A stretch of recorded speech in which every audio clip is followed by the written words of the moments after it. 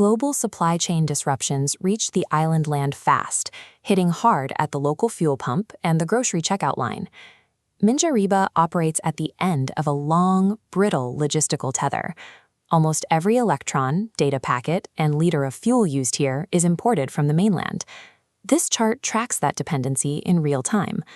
Higher global oil prices drive up mainland freight costs, which travel across the ferry to inflate the price of a single grocery receipt. With the community unable to influence global geopolitics, the risk of rationing or blackouts during a crisis remains a permanent fixture of island life.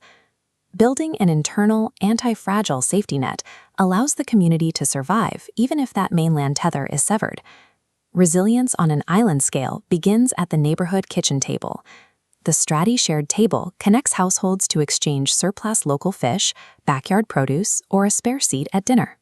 By prioritizing homes over public venues, the system maintains zero overhead and high trust.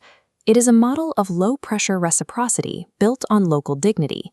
Sharing food skills like preserving and batch cooking creates a practical economic buffer against the rising cost of living. These shared meals establish the trust-building exercises required to sustain more complex survival systems.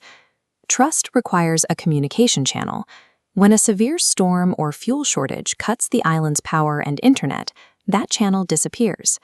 These panels show the evolution of the Goompy Node Sovereign Kiosk. It is a solar-powered, offline-first communication hub, physically housed in the frame of a retro arcade machine.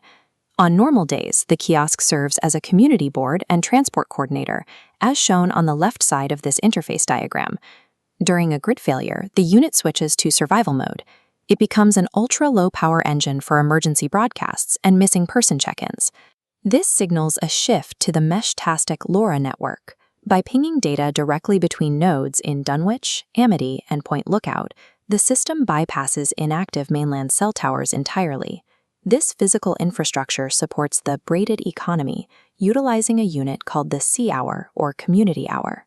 The kiosk functions as a digital ATM for this economy, tracking and rewarding the time spent on community care and environmental volunteering. Operating these localized communication and economic layers gives the community direct ownership over their survival infrastructure. On a macro level, these data points feed into Virtual Minjariba, a 4D digital twin of the island. This digital twin, informed by historical records like the one shown here, anchors the simulation in sovereign cultural and geographic data. Locals use this future-forward stack to simulate new infrastructure, from electric shuttles to hydroponic systems, before committing real community funds. The sandbox allows for stress-testing disaster responses against localized threats, such as a 2-meter storm surge. This predictive resilience is possible because the foundational data is governed by the local community rather than a mainland corporation. Converting a vulnerable island into a sovereign, anti-fragile community is a long-term transition. Proactive planning provides the most reliable defense against an unpredictable global environment.